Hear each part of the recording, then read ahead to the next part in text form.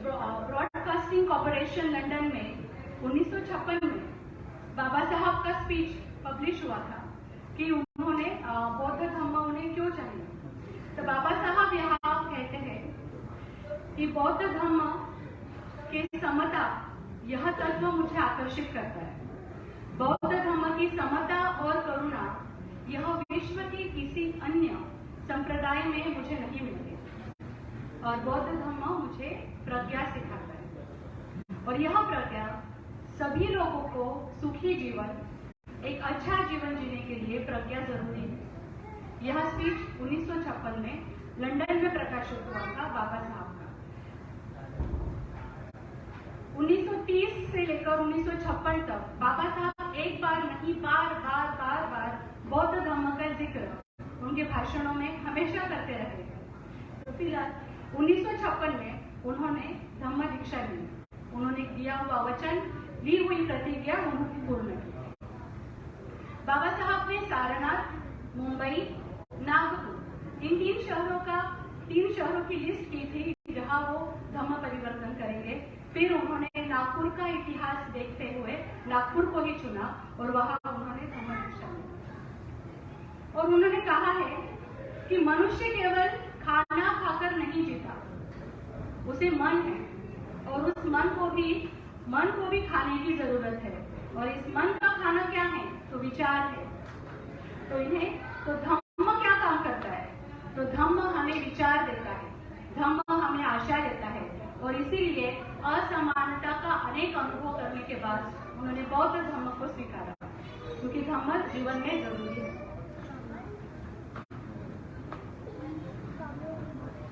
तो बाबा साहब ने जब धम्म दीक्षा ले ली थी तो उन्होंने 22 प्रतिज्ञाओं में हमें कहा कि मैं मेरे जीवन में अष्टांगिक मार्ग का पालन करूंगा। तो कुछ 22 प्रतिज्ञा में से पहली कुछ प्रतिज्ञा थी जो हमें नहीं करना है ऐसे कहते हैं, और कुछ प्रतिज्ञा है जो हमें करनी चाहिए वो कहते हैं। यहाँ पर बहुत सारे बच्चे हैं, मैं इन बच्चों से एक छोटा सा प्रश्न करना चाहूंगी। दादा थांबून जा, तुम्ही पुढे जाऊ नका, थांबा। ओके, जहाँ पर जितने भी बच्चे हैं मैं उनको एक प्रश्न पूछना चाहूंगी। क्या आप रेडी हैं? हाँ। कोई भी हाथ ऊपर करे, कोई भी, छोटा हो या बड़ा हो। मुझे 5 का टेबल सुनना है, प्लीज। कौन बताएगा?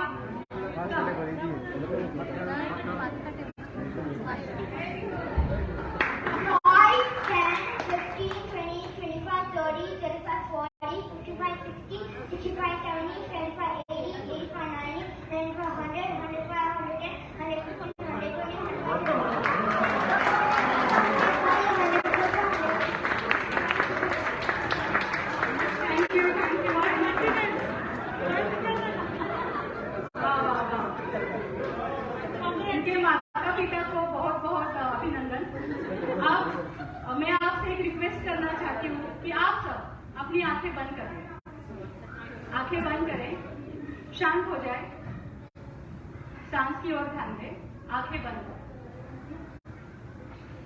रिलैक्स हो जाए। सुबह से बहुत कुछ सुना है आप लोगों ने। अब 1 मिनट चिंतन करें कि मैं आजीवन आर्य अष्टांगिक मार्ग का अनुसरण करूंगा। ये आर्य अष्टांगिक मार्ग, अष्टांगिक माने 8, मार्ग माने 5। तो आप याद कीजिए कि ये 8 मार्ग कौन से हैं? 8 मार्ग कौन से हैं? हमें खुद को ही पूछना है। देखिए जवाब आ रहा है क्या? 8 मार्ग कौन से हैं? आप आंखें खोलिए और जिन्हें 8 मार्ग याद आ जाए वो हाथ ऊपर करें। महिला हो, पुरुष हो, कोई भी हो, कोई भी हाथ ऊपर करें। Next slide. ये है हमारे 8 मार्ग। 1956 में बाबा साहब ने हमें आर्य अष्टांगिक मार्ग को अपने जीवन में लाने के लिए कहा। 66 इयर्स बीत चुके हैं। हमारा छोटा बच्चा जिसकी उम्र 10 साल भी नहीं है, वो 5 का टेबल बाहर आराम से बोलेगा। वो 60 साल या 70 साल आप मानते हैं इस बात को? वो 70 साल का हो जाएगा, 90 साल का, जब तक उसकी मेमोरी है वो बोलेगा देगा, बराबर? क्यों? हमने उसे रटवाया है, स्कूल ने उसे रटवाया है। क्योंकि अगर लाइफ में सारे गणित करना है, जो भी बिजनेस जो भी करना है, तो उसको या उसका ये बेस अच्छा होना चाहिए ना। तो हमारे बाबा साहब ने भी हमें ये 22 टेबल दिए हैं 66 ईयर्स पहले। तो उसमें से ये एक है अट्ठांगिक मार्ग, जो बुद्ध तो हजारों साल पहले दे गए। तो क्या है? समाधिति, समा संकल्पो, समा वाचा, समा कमंतो, आजियो, व्यायामो, सती और समाधि, 8। ठीक है। अभी एक बच्चा मुझे, हम सब यहाँ दुबई में रहते हैं, तो हमारे बच्चे कोई ब्रिटिश स्कूल में पढ़ते हैं, कोई अमेरिकन स्कूल में पढ़ते हैं, कोई CBSE स्कूल में पढ़ते हैं। तो कोई बच्चा मुझे इंडियन फ्लैग के बारे में बताएगा? प्रत्युष, एनीवन? कोई भी, छोटा बड़ा कोई भी बच्चा, इंडियन फ्लैग।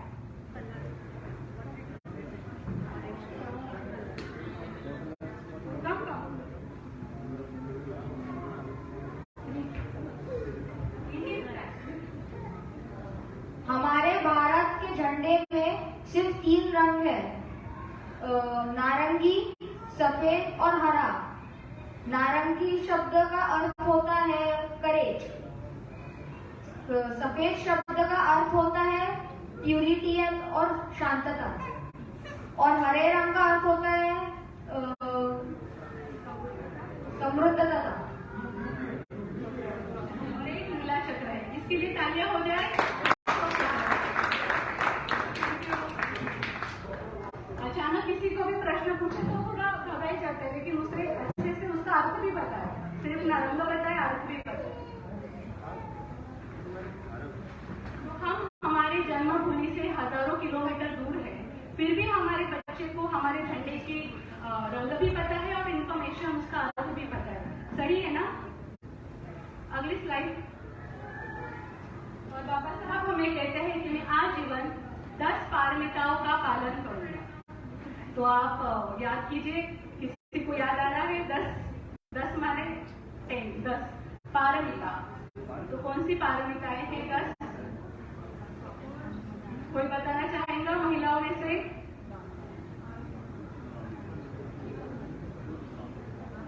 1956 में बाबा साहब ने हमें ये गिफ्ट दिया है धर्म परिवर्तन के बाद। तो 10 पारमिता। अगली स्लाइड। ये है हमारी 10 पारमिताएं: दान, शील, निखम्म, पय्या, वीर्य, खंति, सच, अधिष्ठान, मेधा और उपेक्षा।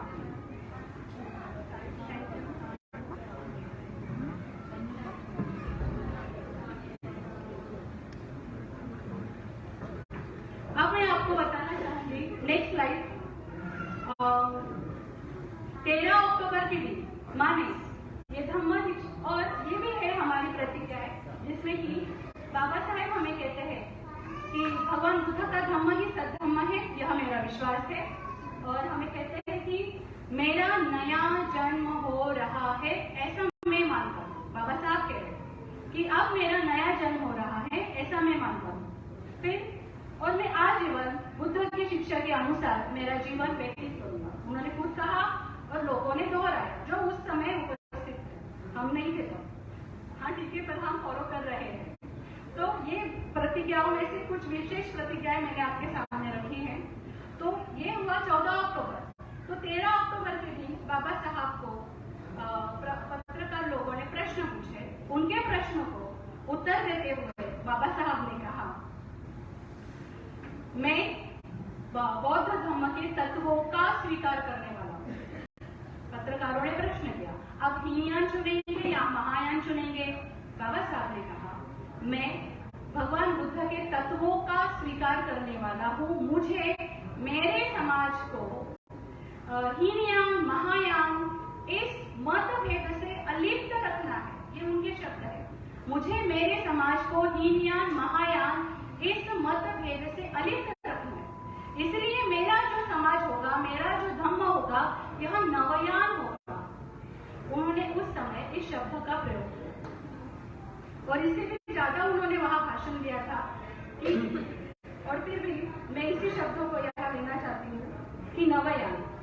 पूरे जीवन में बाबा साहब ने कभी नवयान के बारे में बात नहीं की, लेकिन 13 अक्टूबर को उन्होंने कहा कि मैं नवयान स्वीकारूंगा। मुझे आज सर ने जो भाषण दिया उसमें से मुझे मुद्दा बहुत अच्छा लगा कि हमने बाबा साहब के कोटेशन को पकड़ के नहीं रखना है, हमें उस परिस्थिति का अंदाज लेना है कि किस परिस्थिति में, किस वातावरण में उन्होंने वो सेंटेंस कहा था, क्या वो अभी भी लागू है, तो हमें ये सोचना है।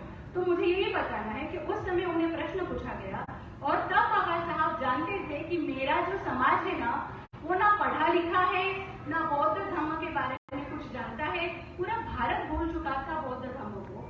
तो इसीलिए मेरे लोगों को मुझे दूर रखना है इस झगड़े से कि ना हीनयान है ना महायान है। तो मेरा जो धर्म होगा ये होगा नवयान, क्योंकि मेरा समाज नया है, वो नया होगा, उसके लिए बौद्ध धर्म ही नया है। तो उन्होंने इसका शब्दशः प्रयोग किया था। अब ये नवयान क्या है? बाबा साहब बोल गए कि नवयान, तो नवयान क्या है? Next slide. तो बाबा साहब ने बोल दिया नवयान क्या है। बाबा साहब का पूरी लाइफ में अगर जब आपने कुछ भी ग्रंथ पढ़ा हो तो हमें दिखेगा, नेक्स्ट स्लाइड, तो हमें दिखेगा कि नवयान का शब्द प्रयोग हमें पहले नहीं मिलता है। अगर आप पाली साहित्य में देखेंगे वहां पर भी हमें नवयान इस शब्द का प्रयोग कहीं भी नहीं मिलता है। तो क्या फर्क है? तो थेरवाद और महायान ये क्या है? तो भगवान बुद्ध ने जो भी उपदेश किया, जो भिक्षु संघ ये धर्म फॉलो कर रहे थे, वो सभी भिक्षु भगवान बुद्ध के सामने जो भिक्षु थे उन्हें थेरवादी कहा गया। और भगवान बुद्ध के ही जो सिद्धार्थ के जो कजन थे, माने देवदत्त भिक्षु जो सामने आए बुद्ध के, और उन्होंने कहा कि भगवान मैं 5 बार आपसे मांगना चाहता हूँ। माने भगवान बुद्ध का जो कठिन विनय था, जो डिसिप्लिन था, उस डिसिप्लिन में उन्हें कुछ क्या कहते हैं फैसिलिटी चाहिए थी कि ये कुछ बहुत कठिन है, इसे हम कम कर देते हैं। तो बुद्ध ने उनको मना कर दिया, नहीं। बुद्ध ने उनको माने देवदत्त को रोका था। फिर उसके बाद आगे चलते चलते, लेकिन देवदत्त को फॉलो करने वाले भिक्षु की संख्या बहुत ज्यादा हो गई थी, क्योंकि उनको वो फैसिलिटी चाहिए थी। फिर ऐसे करते करते दूसरी संगति हुई। दूसरी संगति के समय फिर कुछ भिक्षु ने संगति माने मीटिंग, उस मीटिंग में कहा कि हमें 10 फैसिलिटी चाहिए, 10 सूट चाहिए, जैसे कि ट्रैवलिंग करते समय हम खाना खा सके, या फिर हम शाम को खाना खा सके, या हम हमारे पास मीट यानी सॉल्ट रख सके, या किसी ने कुछ दान किया तो हम वो स्वीकार कर सकते। माने पहले भिक्षु स्वीकार नहीं कर सकते थे, जैसे सोना है, चांदी है, इनका संग्रह उनको अलाउ नहीं था। तो ये कुछ भिक्षुओं ने 10 बातें का उन्होंने परमिशन मांगी, पर फिर भी उन्हें ये परमिशन नहीं मिली। तो ये परमिशन मांगने वाले भिक्षु संघ की संख्या बहुत थी, तो वो अलग हो गए और उनको कहा गया महासंघ। ये पाली लिटरेचर में है, उनको कहा गया महासंघ। और जो भिक्षु थे उन्होंने कहा नहीं, हमको जो बुद्धा का प्योर विनय है हमें वही फॉलो करना है। तो वो लोग रह गए थेरवाद। इनकी संख्या कम थी, इनकी संख्या ज्यादा थी, इसलिए उनको कहा गया महासंघ। फिर जब अशोक का समय आया तो अशोक ने नोटिस किया कि भिक्षु में बहुत अलग अलग परंपराएं दिख रही है। फिर तीसरी संगति हुई भगवान बुद्ध के समय, बच्चों के कारण तो सम्राट अशोक ने तीसरी संगति दी, वहां इन सबको बिठाया गया। तब आपस डिस्कशन हुआ और तभी तक 18 संप्रदाय पड़ चुके थे। माने जो महासंघ था उसमें और अलग अलग छोटे छोटे उपभाग हो गए थे। माने बुद्ध ने भी कहा कि बदल होता रहता है, बदल होते रहते हैं। तो कुछ भिक्षुओं ने बदल करके मूल तत्व वही थे। तो उसमें से अगर ये इतिहास हमने देखा तो 18 उपभाग होते गए, तो अलग थे। लेकिन सम्राट अशोक ने खुद जिसका सपोर्ट किया वह है थेरवाद। थेरवाद का ही उन्होंने सपोर्ट किया। अशोक ने 9 देशों में 11 भिक्षुओं को भेजा, वो सभी थेरवादी थे। सम्राट अशोक ने और बाबा साहब जो भी फॉलो कर रहे हैं वह है थेरवाद। यहाँ मैंने थेरवाद लिखा है, हीनयान नहीं लिखा, क्योंकि हमने भी हीनयान इस शब्द का प्रयोग नहीं करना है। एक महायान हो गया, इसका अर्थ ये नहीं है कि दूसरा हीनयान हो गया। तो हमारा इतिहास यही बताता है कि वह है थेरवाद, और हमें थेरवाद इस शब्द का ही प्रयोग करना है। ठीक है, नेक्स्ट। तो हमारे इतिहास इतिहास में नवयान इस शब्द का कोई जगह नहीं है। नवयान हमारे इतिहास में पाली लिटरेचर में कहीं लिखा नहीं है। अब बाबा साहब ने 23 सितंबर माने 14 अक्टूबर के पहले 23 सितंबर को गुरु चंद्रमणि भंते चंद्रमणि को पत्र लिखा और उन्होंने कहा, बाबा साहब कह रहे, ध्यान से सुनिए, बाबा साहब ने कहा कि भंते चंद्रमणि, आप भारत के सबसे बड़े भिक्षु है, तो मैं आपके हाथों से दीक्षा लेना चाहता हूँ और इस दीक्षा विधि का जो पुरोहित्व है आप स्वीकारें। आपको नागपुर लाने के लिए मैं एक आदमी को भेजता हूँ। बाबा साहब ने इस प्रकार से निमंत्रण पत्र भंते गुरु चंद्रमणि को 23 अक्टूबर को लिखा। और मेरे ख्याल से ये फोटो हमें बहुत कुछ सिखाता है कि जिसे हम आज कहते हैं कि विश्व के सबसे बड़ी विद्या विभूषित जो इंसान है हमारे बाबा साहब है, वो खुद खड़े हैं और भिक्षु संघों को सम्मान देते हुए हमें दिखाई दे रहा है। तो हम भी लोग पढ़े लिखे हैं, हम लोगों के लिए ये बहुत बड़ा एक लेसन है कि जो हमारे बाबा साहब है वो भिक्षु संघों को सम्मान देते हुए दिखते हैं। और मेरा दूसरा पॉइंट ये है, तो ये जो भिक्षु संघ है जिन्होंने बाबा साहब को दीक्षा दी, तो वो कौन से यान के थे? क्या ये महायान के थे या थेरवाद? तो जी हाँ, वो थेरवादी है। ठीक है, जब थेरवादी भिक्षु द्वारा ही उन्होंने धर्म स्वीकारा है, तो नवयान कहाँ से आ गया? तो मुझे ये बताना है कि बाबा साहब 22 प्रतिज्ञा में कह रहे हैं कि आज मेरा नया जन्म हो रहा है। तो आप क्या समझते हैं, उनका फिजिकली नया जन्म हो रहा है क्या? तो वो स्वीकार कर रहे हैं कि मेरा नया जन्म हो रहा है, माने अब मैं कुछ नया स्वीकारूंगा, कल से मेरी जिंदगी नहीं होगी। आप समझ रहे हैं ना इसका अर्थ क्या है? तो उसी प्रकार उन्होंने कहा कि मेरे लोगों को, मेरे नया समाज को, मुझे हीनयान महायान इस चक्कर से दूर रहकर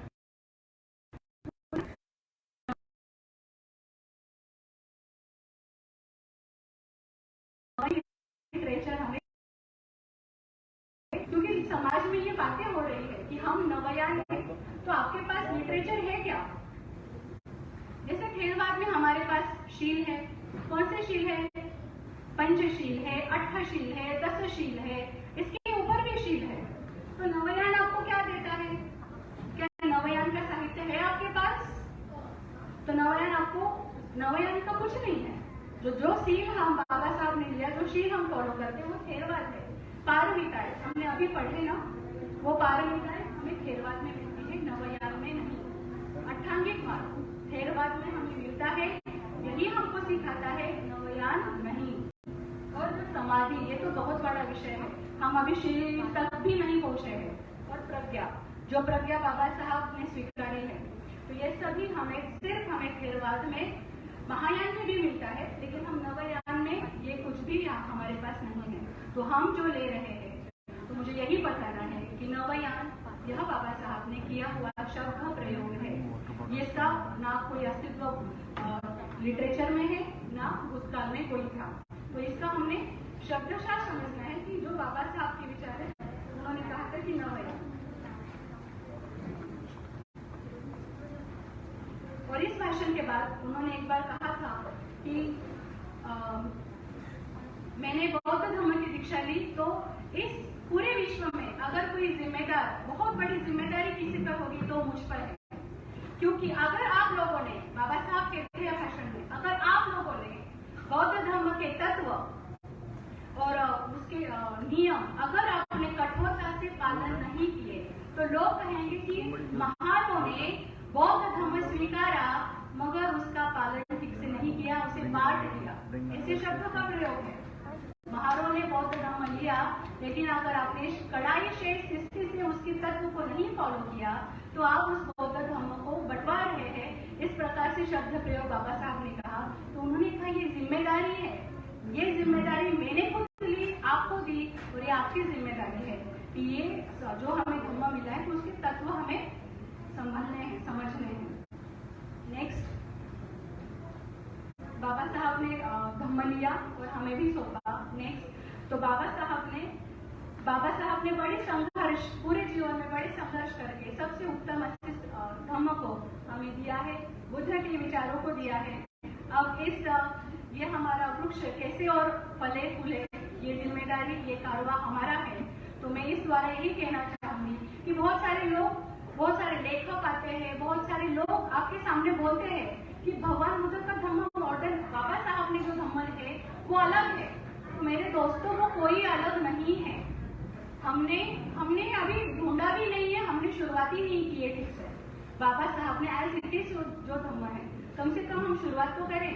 तो जो धम्म है वो नवयान कुछ नहीं, नवयान यहाँ सिर्फ शब्द प्रयोग था कि मैं मेरे लोगों को इस चक्कर से, इस जो भी मतभेद है, इससे दूर रखना चाहता हूँ। तो हमारे पास जो बौद्ध साहित्य हम पढ़े, सही प्रकार से शील का पालन करें, तो यही तभी जाके हमारा जो बाबा साहब का कारवा है हम उसे आगे ले जा सकें।